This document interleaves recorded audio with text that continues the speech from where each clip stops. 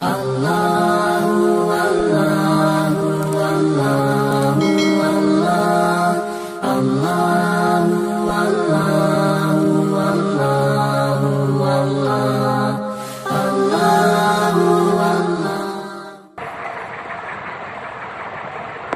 علی الاعمی حرج، اندھے پر کوئی گناہ نہیں ہے، اور نہ ہی لنگڑے پر کوئی گناہ ہے، اور نہ ہی مریض پر کوئی گناہ ہے، اور نہ تم پر یہ کہ تم کھاؤ اپنے گھروں سے یا اپنے باپ دادوں کے گھروں سے یا اپنی ماؤں کے گھروں سے، اور اخوانکم یا اپنے بھائیوں کے گھروں سے یا اپنی بہنوں کے گھروں سے یا اپنے چچوں کے گھروں سے یا اپنی پھوپھیوں کے گھروں سے، اور بیوت اخوالکم یا اپنے ماموں کے گھروں سے یا اپنی خالاؤں کے گھروں سے یا ان کے گھروں سے ملکتم مفاتیحہ کہ جن کے چابیوں کے تم مالک ہو، یا اپنے دوستوں کے گھروں سے۔ تم پر کوئی گناہ نہیں ہے یہ کہ تم سارے کے سارے اکٹھے کھاؤ یا اکیلے کے الگ الگ کھاؤ۔ اور جب تم گھروں میں داخل ہو تو گھر والوں کو سلام کرو، یہ خیر کی دعا ہے اللہ کی جانب سے، بابرکت ہے اور پاکیزہ ہے۔ اسی طرح اللہ رب العزت تمہارے لیے آیات کو بیان کرتے ہیں تاکہ تم سمجھ سکو۔ یہ ایک بڑی آیت ہے جس کی شان نزول کے بارے میں مختلف واقعات ہیں، ان کے تناظر میں یہ آیت کریمہ اللہ رب العزت نے نازل فرمائی۔ جیسا کہ ترجمے میں آپ نے سنا، مختلف رشتہ داروں کا تعلق اللہ تعالیٰ نے اس آیت کریمہ میں کیا ہے۔ اسلام سے قبل بعض لوگ جو اندھے، لنگڑے اور مریض ہوتے تھے ان سے گن کرتے تھے کہ یہ ہمارے ساتھ بیٹھ کے کھائیں۔ تو اسلام کے بعد بھی یہ لوگ تھوڑا سا خیال کرتے کہ اگر ہم نابینا ہیں، مریض ہیں یا کوئی لنگڑا آدمی ہے، دوسرے لوگوں کے ساتھ کھانا نہیں کھاتا تھا کہ دوسرے لوگوں کو میری وجہ سے تکلیف ہوگی، یہ سوچتے ہوئے کہ کہیں مجھ پر کوئی گناہ نہ ہو اس تکلیف کا، تو وہ الگ ہو جاتا۔ اسی طرح صحابہ کرام بھی ایک ایسا طائفہ، ایسی جماعت تھی جو بہت محتاط تھی، کھانے پینے کے معاملے میں بہت زیادہ احتیاط کرتے تھے۔ قرآن مجید میں دوسری جگہ پہ ہے لا تأکلوا اموالکم بینکم بالباطل، کہ مال باطل طریقے سے مت کھاؤ۔ اسی طرح مال کے بارے میں بے شمار کہ آپ صلی اللہ علیہ وسلم نے فرمایا کہ مال کے بارے میں یہ بھی پوچھا جائے گا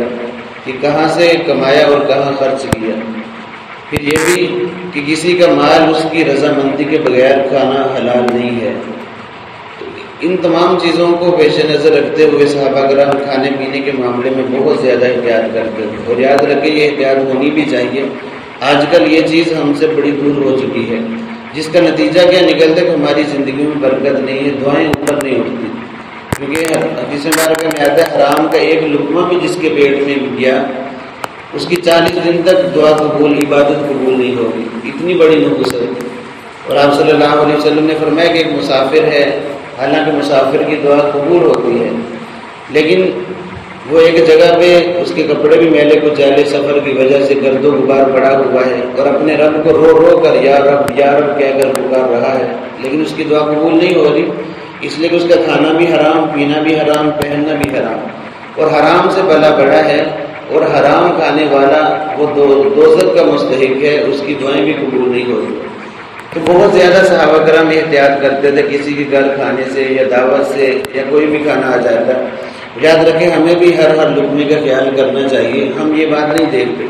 ایک صحابی ہے یا رسول اللہ میں مستجاب الدعوات بننا چاہتا ہوں، کوئی وظیفہ بتا دیں، مستجاب الدعوات جس کی ہر دعا قبول ہوتی ہے۔ تو اللہ کے نبی صلی اللہ علیہ وسلم نے فرمایا کہ حرام کو چھوڑ دو،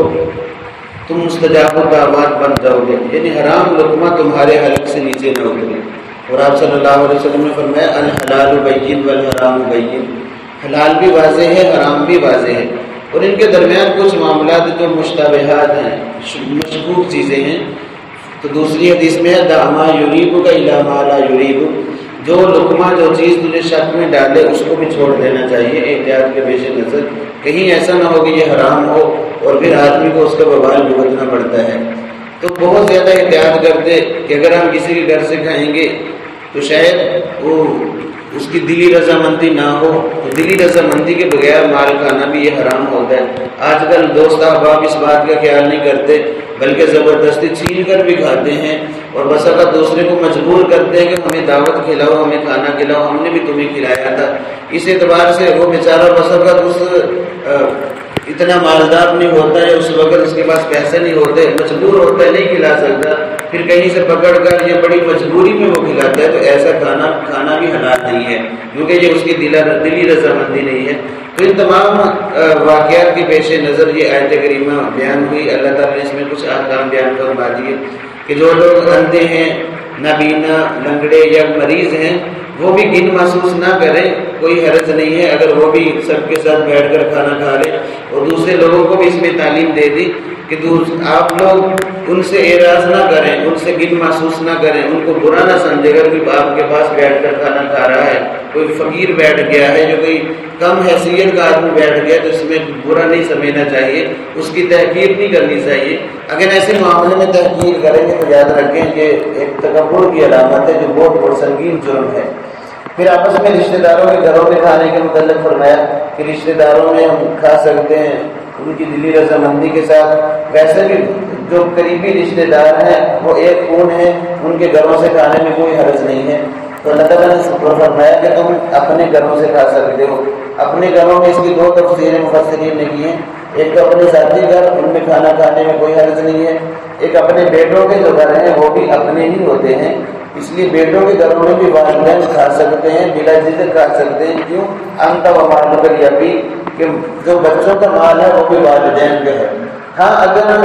والدین بہت مالدار ہیں اور اولاد بہت غریب ہے اور والدین جان بوجھ کر اولاد پر بلا وجہ کوئی بوجھ ڈال دیے، پھر والدین کو احساس کرنا چاہیے، خیال رکھنا چاہیے، پھر ایسا کھانا والدین کے لیے جائز نہیں ہوگا، مناسب نہیں ہوگا، اس سے بچنا چاہیے۔ مگر اسلام کی تعلیمات کیا ہے کہ والدین اپنی اولاد کے گھروں سے کھا سکتے ہیں کیونکہ یہ ان کے اپنے ہی گھر ہیں، اس میں کوئی حرج نہیں ہے، کوئی گناہ کی بات نہیں ہے، یہ اسلام کا کلچر ہے۔ مگر مغربی تہذیب وہ بالکل اس کے برخلاف ہے، برعکس ہے۔ جب والدین بوڑھے ہو جاتے ہیں تو اولڈ ہاؤسز میں ان کو بھیج دیتے ہیں، ان کی کوئی خدمت نہیں کرتے۔ یہ قرآن کا ضابطہ ہے کہ جب جو بوڑھے ہو جائیں تیرے پاس تو ان کے سامنے اف تک نہ کرنا، ان کے سامنے بچ جانا اور پی جانا، ان کی کڑوی کچھ باتوں کو برداشت کر لینا، یہ اسلام کا کلچر۔ اور آج بھی جو لوگ دیندار ہیں، اسلام کو سمجھتے ہیں، وہ کبھی بھی والدین کی توہین نہیں کرتے، ہمیشہ والدین کی توہین وہی کرتے ہیں جو اسلام سے بیزار ہیں، جن کو اسلام کی خبر نہیں ہے، اسلام کی تعلیمات سے دور ہے، وہی والدین کو ذلیل کرتے ہیں، رسوا کرتے ہیں۔ اور جس نے دین پڑھا ہے اور وہ دین کو سمجھتا ہے، مقام و مرتبے کو سمجھتا ہے، وہ کبھی بھی والدین کی توہین نہیں کرتا، بلکہ وہ والدین کی خدمت کو سعادت سمجھتا ہے، ان کے رہنے کو برکت سمجھتا ہے اور ان کی خدمت کو جنت سمجھتا ہے، اس لیے وہ بہت خوش دلی سے والدین کی خدمت کرتا ہے۔ تو فرمایا اپنے گھروں سے اور اپنے اولاد کے گھروں سے کھا سکتے ہیں۔ پھر فرمایا کہ اولاد آبائی کو اپنے والدین کے گھروں سے، باپ دادا کے گھروں سے بھی کھانا کھانے میں کوئی حرج نہیں ہے۔ اپنی ماؤں کے، اگر ماؤں کے گھر الگ ہیں ان کے گھروں سے بھی کھا سکتے ہیں۔ اسی طرح اپنے بھائیوں کے گھروں سے، اپنی بہنوں کے گھروں سے۔ بعض ہمارے حضرات جو بوڑھے حضرات ہیں پرانے، ان کا ایک نظریہ بنا ہوا ہے کہ اپنی بیٹی کے گھر سے کھانا نہیں کھانا، پانی نہیں پینا، یہ بہت بری چیز ہے۔ اپنی بہن کے گھر میں جائیں گے پانی نہیں پیئیں گے، یہ اچھی بات نہیں ہے۔ حالانکہ یاد رکھیں ایسی کوئی بات نہیں، اپنی بیٹیوں کے گھروں سے بھی کھا سکتے ہیں، اپنی بہنوں کے گھروں سے بھی کھا سکتے ہیں، اس میں کوئی کراہت نہیں، قرآن کا فیصلہ ہے۔ ہم اپنے نظریوں کو چھوڑیں، قرآن کے مطابق آ جائیں۔ اب باپ اتنی دور سے چل کے گیا ہے بیٹی کو ملنے کے لیے اور بیٹی نے پانی پیش کیا، کھانا پیش کیا، باپ کہے میں نے نہیں کھانا، کتنا دل دکھے گا اس بیچاری کا، اور اس باپ کو گناہ ملے گا کہ کیوں دل آزاری کی اپنی بیٹی کی بلا وجہ۔ اسی طرح بہنوں کے گھر میں باپ گیا ہے، دور سے بھائی گیا ہے، تو ان کو بھی چاہیے اگر انہوں نے اہتمام کیا ہے تو خوش دلی سے۔ ہاں باقی اگر آپ کے اندر غیرت ہے، آپ کو اللہ نے مال و دولت دیا ہے تو آپ ان کی خدمت الگ سے کر دیں، ان کی دعوت قبول کریں، لیکن اب پیسے سے کہ مال و دولت سے ان کی الگ سے خدمت کر دیں تاکہ ان کا بھی دل نہ ٹوٹے۔ کوئی نہ کوئی تحفہ، کوئی چیز لے جائیں ان کے گھر کے لیے کھانے کا، کوئی فروٹ لے جائیں، لے جانا چاہیے، سنت عمل ہے، خالی ہاتھ نہیں گھروں کو لوٹنا چاہیے۔ اگر اللہ نے ہمت اور طاقت دی تو اس طریقوں کو بنانا چاہیے، لیکن ان کی دعوت کو خوش دلی سے قبول کر لینا چاہیے۔ ہمارے ایک بزرگ تھے، میری ان سے بات ہوئی، ہمارے گاؤں کے، وہ اتنے پکے تھے، ابھی حیات اللہ رحم فرمائے،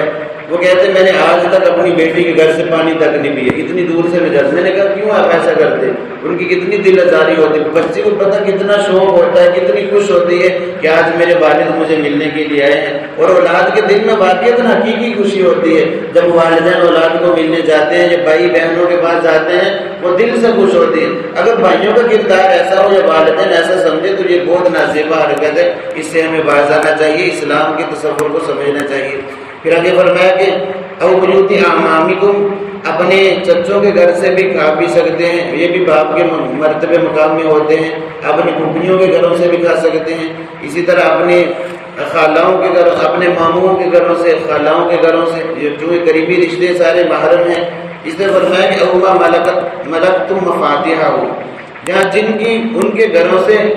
جو تمہاری چابیوں کے مالک ہیں۔ اس میں دو تعلیمات یہ ہے کہ مثلاً کوئی منشی ہے، کوئی ملازم ہے آپ کا، اگر وہ دعوت کرتا ہے تو اس کے گھر میں بھی چلے جائے، اس کا کھانا بھی کھائے، ٹھیک ہے، وہ آپ کے معیار کا کھانا نہیں ہوگا، آپ مالک ہیں، آپ مالدار ہیں، سب کچھ ہے، آپ کے معیار کا کھانا نہیں بھی ہوگا، ظاہر بات جو آپ کھاتے ہیں اس کی پہنچ سے وہ باہر ہے، سادہ جیسا بھی کھانا اس نے اہتمام کیا ہے تو اس کی دعوت کو قبول کر لینا چاہیے۔ یاد رکھیں اس کو حقیر نہیں سمجھنا چاہیے کہ میرا نوکر ملازم ہے میں اس کے پاس بیٹھ کے کھانا کھاؤں، ایسی بات نہیں ہونی چاہیے، بلکہ صحابہ کرام تو اپنے غلام کے ساتھ بیٹھ کر کھانا کھا لیتے تھے، اس میں کوئی حدت محسوس نہیں کرتے تھے اور کوئی اپنی بے عزتی محسوس نہیں کرتے تھے۔ اگر ہمارے اندر یہ چیز ہے کہ یہ تو میرا غلام نوکر ملازم ہے، اس کے ساتھ میں بیٹھ کر کھاؤں، یا اس نے مجھے دعوت دی میں اس کی دعوت میں شریک ہوں تو میری اس میں توہین ہے، تو یاد رکھیں یہ بہت بڑی بدبختی ہے، اس کا مطلب ہے ہمارے اندر تکبر ہے، اور یہ تکبر آدمی کو ذلیل و رسوا کر دیتا ہے۔ بالکل تکبر نہیں ہونا چاہیے، اس کی دعوت کو قبول کرنا چاہیے۔ ویسے بھی مسلمان کا مسلمان برحق ہے، اگر وہ دعوت کرے تو اس کی دعوت کو قبول کرے۔ ہاں کوئی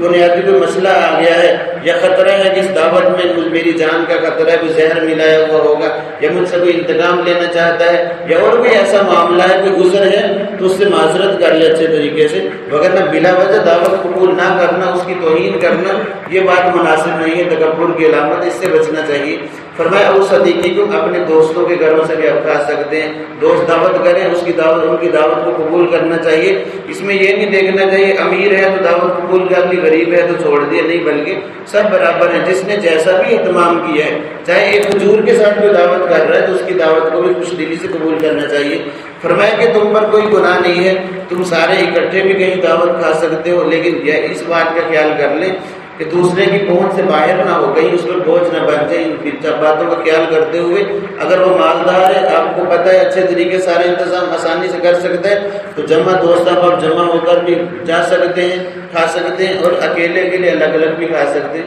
پھر آگے ایک اللہ رب العزت نے ایک ادب بیان فرما دیا، جب بھی تم گھروں میں جاؤ تو سب سے پہلے سلام کرو۔ اسلام کی تعلیم دی ہے کہ یہ اللہ کی طرف سے برکت کی دعا ہے، بڑی پاکیزہ چیز ہے، خیر کی دعا ہے، تم سلام کرو، سلام میں پہل کرو، کیونکہ پیچھے بھی ماقبل رکوع میں بھی گھروں میں داخل ہونے کے آداب گزر چکے ہیں، تو یہ سلام یہ مسلمان کی پہچان ہے۔ حدیث مبارکہ میں یہاں تک آتا ہے جو سلام نہیں کرتا اس کو گھر میں داخل ہونے کی اجازت مت دو، اس کو روک سکتے ہیں کہ اس نے سلام کیوں نہیں کیا۔ طریقہ یہ کہ پہلے سلام کرو، اجازت مانگو، پھر گھر میں داخل ہو، اور سلام کرنا یہ مسلمان کی پہچان ہے۔ فرمایا کہ البادی بالسلام بری من الکبر، سلام میں پہل کرنے والا تکبر سے بری ہے، تکبر اس کے اندر نہیں رہتا جو سلام میں پہل کرتا ہے اور ہر ایک کو سلام کرتا ہے، اور ہمیں سلام کو عام کرنا چاہیے، راستے میں گزرتے ہوئے جانتے ہیں تب بھی سلام کریں، نہیں جانتے تب بھی سلام کریں، اور خوش دلی سے سلام کریں، اور یہ ایک سلامتی کی دعا ہے، دوسرا بندہ بھی خوش دلی سے جواب دے کہ یہ بندہ مجھے دعا دے رہا ہے، اس کو جواب اچھے طریقے سے دے، کیونکہ قرآن مجید میں اللہ تعالیٰ فرماتے ہیں اذا حییتم بتحیۃ فحیوا باحسن منھا او ردوھا، جب تمہیں سلام کیا جائے تو اچھے طریقے سے ان کا جواب دو اور اس سے بھی بہتر طریقے سے جواب دینے کی کوشش کرو۔ تو یہ آداب بیان فرما دی کہ جب گھروں میں داخل ہو تو سب سے پہلے سلام کرنا۔ فرمایا کہ کذالک یبین اللہ لکم الآیات لعلکم تعقلون، اسی طرح اللہ رب العزت تمہارے سامنے نشانیاں بیان کرتے ہیں، اپنی آیات کو کھول کھول کر بیان کرتے ہیں تاکہ تم عقل رکھو اور سمجھ سکو دین کیا کہتا ہے اور دین کے مطابق تم زندگی گزار سکو۔ اللہ رب العزت سے دعا ہے کہ اللہ تعالیٰ میں دین کے مطابق